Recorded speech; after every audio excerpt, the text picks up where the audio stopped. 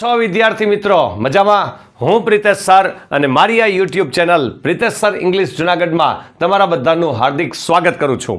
આપણે 12મા ધોરણની અંદર કોમર્સ હોય, આર્ટ્સ હોય કે સાયન્સ હોય, ગુજરાતી મીડિયમનું 12મું ધોરણ ઇંગ્લિશ સબ્જેક્ટ જેમાં મોસ્ટ ઇમ્પોર્ટન્ટ ગ્રામરનો પોઈન્ટ ફંક્શન્સ આવે છે તેમની સિરીઝ જે શરૂ કરી છે તેમાં આપણે પહેલું ફંક્શન મેકિંગ સપોઝિશન, બીજું ફંક્શન હેબિચ્યુઅલ પાસ્ટ અને આજે આપણે ત્રીજું ફંક્શન એક્સપ્રેસિંગ ચોઇસ શરૂ કરવા જઈ રહ્યા છીએ.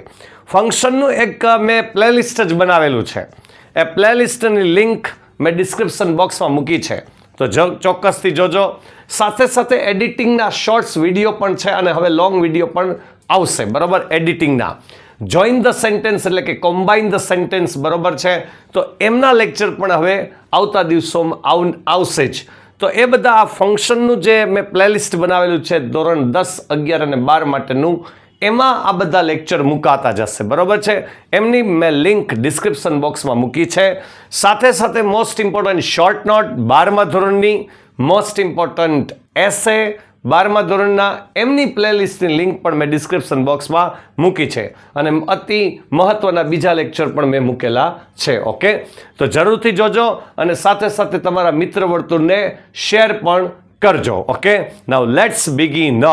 શરૂઆત કરીએ છીએ ત્રીજું ફંક્શન સ્ટાન્ડર્ડ 12, 12મું ધોરણ, કોમર્સ હોય, આર્ટ્સ હોય કે સાયન્સ હોય, ત્રણેય માટે ઇંગ્લિશ સબ્જેક્ટ સેકન્ડ લેંગ્વેજ યાને ગુજરાતી મીડિયમનું ઇંગ્લિશ જેમાં મોસ્ટ ઇમ્પોર્ટન્ટ ગ્રામરનો પોઈન્ટ ફંક્શન્સ, અને એમાં આપણે ત્રીજું ફંક્શન પહોંચ્યા છીએ જે ફંક્શનનું નામ એક્સપ્રેસિંગ ચોઇસ અથવા જેને તમે પ્રેફરન્સ પણ કહી શકો, પસંદગી બતાવે છે, પસંદગી, બરાબર છે, પસંદગી દર્શાવે છે.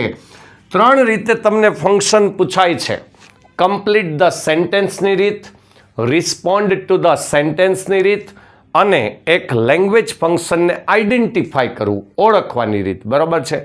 ત્રણેય રીતની પ્રેક્ટિસ પણ આપણે આ જે બધા ફંક્શનના કન્સેપ્ટ ક્લિયર થઈ જાય પછી બધાનો એક રિવિઝન લેક્ચર પણ રાખશું અને પછી એમની પ્રેક્ટિસ પણ આવશે. ઓકે, નાઉ લેટ્સ બિગિન કે એક્સપ્રેસિંગ ચોઇસમાં શું હોય, સ્ટ્રક્ચર શું, બરાબર છે, એ સમજીએ.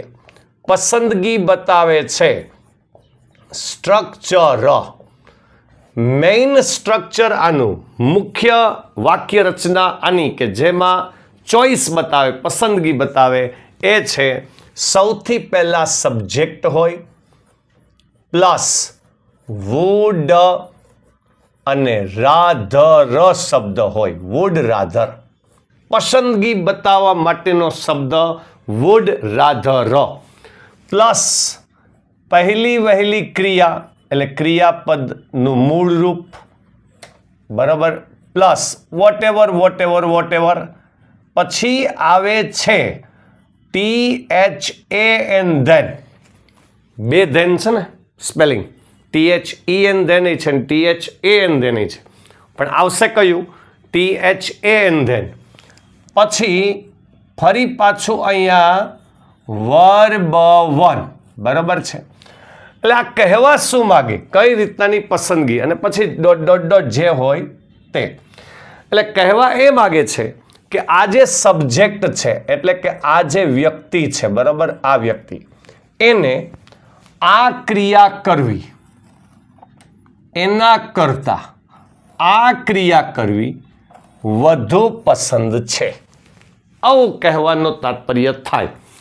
આ ક્રિયા કરવી એના કરતા આ ક્રિયા કરવી એ વધુ પસંદ છે, બરાબર. એટલે વુડ રાધર, પણ એમની સાથે કયું રૂપ આવે? મૂળ રૂપ આવે. એટલે બે ક્રિયામાંથી કોઈ એક ક્રિયાની પસંદગી, બરાબર. એનું એક એક્ઝામ્પલ લઈએ. ચલો, કઈ રીતે, શું કહેવા માગે એક એક્ઝામ્પલ તરીકે, જેમ કે હું છું, આઈ would rather play cricket, then watch TV, full stop. હવે શું કહેવા માંગે, જો કે મને, આ એટલે મને, બરાબર છે, ટીવી જોવું એના કરતા ક્રિકેટ રમવું એ મને વધુ પસંદ છે. યાને ટીવી જોવું એક ક્રિયા થઈ અને બીજી ક્રિયા થઈ ક્રિકેટ રમવું, બરાબર છે. તો આ ક્રિયા કરતા આ ક્રિયા કરવી એ મને વધુ પસંદ છે, બરાબર, આમ કહેવાનો તાત્પર્ય થાય. હવે આ સ્ટ્રક્ચરમાં થોડો ઘણો ફેરફાર એ હોઈ શકે, જેમ કે રમવું પસંદ છે એમાં જ બે ઓપ્શન રાખીએ, બે ક્રિયાના ઓપ્શન નહીં, ટીવી જોવું ને રમવું ને એમ નહીં, બે ઓપ્શન આમાં બનાવીએ. જો જેમ કે હું શું કહેવા માંગુ છું એ જરા સમજીએ. જેમ કે I would rather play cricket than hockey. એને કહેવાનો તાત્પર્ય શું કે હોકી રમવું એના બદલે મને ક્રિકેટ રમવું વધારે પસંદ છે. તો બે ક્રિયા નથી, ક્રિયા એક જ છે, એમાં બે ઓપ્શન છે, બરાબર. તો આ ને બદલે આ રમવું વધારે પસંદ છે, આમ પણ ચાલે, બરાબર. એટલે મેં સ્ટ્રક્ચર લખ્યું છે એમાં બે ક્રિયા ઓપ્શન ગણાવી છે, તો એવું ન જરૂરી હોય એક જ ક્રિયા હોય એમાં બે ઓપ્શન પણ શક્ય છે. તો આ પહેલું એક્ઝામ્પલ થયું બે ક્રિયાનું અને એક જ ક્રિયાનું. એવી જ રીતે હજી એક એક્ઝામ્પલ લખીએ, ચલો. જેમ કે she would rather eat pizza then drink Pepsi, full stop.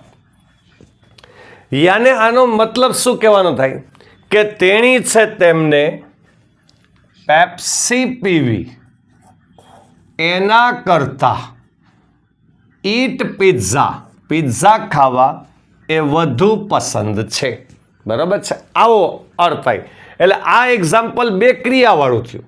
એટલે પહેલું ઉદાહરણ જેવું ત્રીજું થયું, બરાબર છે. એક્ઝેક્ટલી પહેલું એક્ઝામ્પલની જેમ જ ત્રીજું એક્ઝામ્પલ થયું.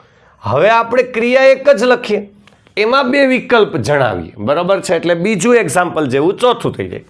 તો જો એક્ઝામ્પલ નંબર 4, બરાબર છે. હી વુડ, અચ્છા શી જ રાખીએ, અહીંયા આઈ રાખ્યું હતું એમ, બરાબર છે. કરતા એ જ રાખીએ એટલે બે વચ્ચેનો તફાવત ખબર પડે તમને. She would rather eat pizza than dosa. એટલે ઢોસા ખાવા એના કરતાં તેણીને પિઝા ખાવા વધુ પસંદ છે. આનો મિનિંગ આવો થાય, બરાબર છે. હવે સાહેબ યાને તમે સમજી ગયા કે ભાઈ બે ક્રિયા પણ હોઈ શકે, એમાંથી એક ક્રિયા પસંદ અને એક જ ક્રિયામાં બે ઓપ્શન હોઈ શકે તો પણ ચાલે, બરાબર છે. હવે પસંદગી માટે એક નવો વર્ડ કે ચલો ભાઈ વુડ રાધર છે એ તો પસંદગી બતાવે જ છે, પણ વુડ રાધરની જગ્યાએ વુડ લાઈક ટુ પણ ચાલે. યાને આ ચારેય વાક્યમાં વુડ રાધરની જગ્યાએ વુડ લાઈક ટુ હોય તો પણ ચાલશે. યાને આઈ વુડ રાધર પ્લે એને બદલે I would like to play cricket than watch TV તોય ચાલે. આને બદલે I would like to play cricket than hockey તોય ચાલે. She would like to eat pizza than drink Pepsi ચાલશે. વુડ રાધરની જગ્યાએ વુડ લાઈક ટુ, બરાબર છે. તો આ પણ ચાલશે, રાઈટ, પસંદગી જ બતાવે. હવે અહીંયા મેં એક શબ્દ લખ્યો, જો પ્રેફરન્સ શબ્દ લખ્યો. પ્રેફરન્સ એટલે પસંદગી. તો પ્રેફર ઉપરથી પ્રેફરન્સ પડે. પ્રેફર એટલે પસંદગી કરવી. પ્રિફર કયો, પ્રેફર કયો, બરાબર છે, પસંદગી કરવી. હવે એનું એક એક્ઝામ્પલ લખું, જેમ કે માનો કે પાંચમું એક્ઝામ્પલ થયું કે ભાઈ આ હું લખું કે I prefer I prefer tea to coffee. I prefer tea to coffee એટલે કે ચાને હું પસંદ કરું છું કોની સામે? કોફીની સામે. અને પ્રિફરની સાથે ટુ આવે, ધેન નો આવે. બરાબર છે. ટોપિક જ આખો વર્ડ જ ચેન્જ થઈ ગયો ને. વુડ રાધરની સાથે ધેન છે પણ અહીંયા પ્રિફર છે. બરાબર છે. તો પ્રિફરની સાથે ટુ આવે એટલે કોફી કરતાં મને ચા વધુ પસંદ છે. આનો મિનિંગ આવો થાય. બરાબર છે. તો આ પણ પસંદગી જ બતાવે. MCQમાં ધ્યાન ક્યાં રાખવાનું કે વુડ રાધરની સાથે મૂળરૂપ છે. જો ભૂતકાળ આવે ન ચાલે, ING આવે ન ચાલે, SES વાળો આવે ન ચાલે. પછી વુડ રાધર વાળા વાક્યમાં ધેન છે કયું છે? THAN છે. THEN વાળું આવે તો ન ચાલે. બરોબર છે. THAN ધેન પછી જે ક્રિયા છે એ કેવા રૂપમાં છે? તો કે મૂળ રૂપમાં છે. ન્યા ING આવે ના ચાલે, ન્યા SES લાગે ના ચાલે, ન્યા ED લાગે ના ચાલે. એટલે ભૂતકાળનું રૂપ આવે તો ના ચાલે. બરોબર. આવા ખોટા ઓપ્શન ક્રિએટ કરેલા હોય. બરોબર છે. આવા ખોટા ઓપ્શન ક્રિએટ કરેલા હોય જો 2-3 વુડ રાધર વાળા ઓપ્શન હોય તો. ઓકે. જો આ પસંદગીનો પોઈન્ટ થયો ભાઈ. સો સિમ્પલ. પસંદગીનો પોઈન્ટ. બરાબર છે. આરામથી આવડી જાય એવો પોઈન્ટ છે પસંદગીનો પોઈન્ટ. ઓકે.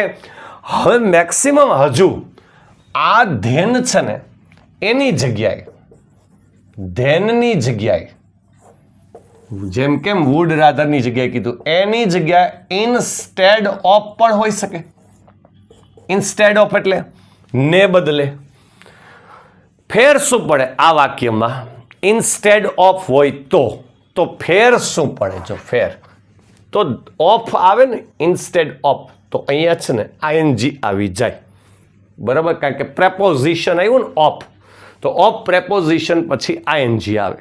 બરાબર છે. ના બદલે.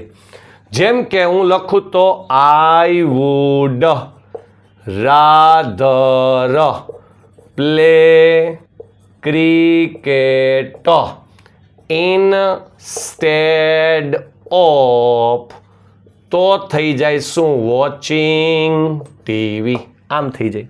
તો વોચિંગ ઇનસ્ટેડ ઓફ હોય તો વોચિંગ, ધેન હોય તો વોચિંગ ન થાય. બરાબર છે.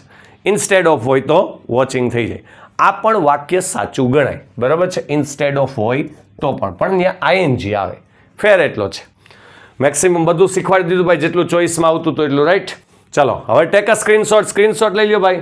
બરાબર છે. અને મેક્સિમમ તમારા ફ્રેન્ડ સર્કલને શેર કરજો ભાઈ. લાઈક કરજો, શેર કરજો, કોમેન્ટ કરજો. બરાબર છે. ડિસ્ક્રિપ્શન બોક્સમાં આપેલા લેક્ચરની લિંક છે. એસે મોસ્ટ ઇમ્પોર્ટન્ટ એસે છે સ્ટ્રેસ મેનેજમેન્ટ ને વુમન એમ્પાવરમેન્ટ ને રાઈટ, હાર્ડવર્ક ઓલવેઝ વર્ક ને આ બધા મહત્વના એસે છે. રાઈટ. લવ, પાવરફુલ ફિલિંગ ને આ બધા ટેક્સ્ટ બુક બેઝ એસે છે. બરાબર. એને ચોક્કસથી વાંચજો, લખજો, જોજો. ઓકે. ચલો અહીં સુધી રાખીએ છીએ. Have a nice day. Good bye. આવજો. ટાટા.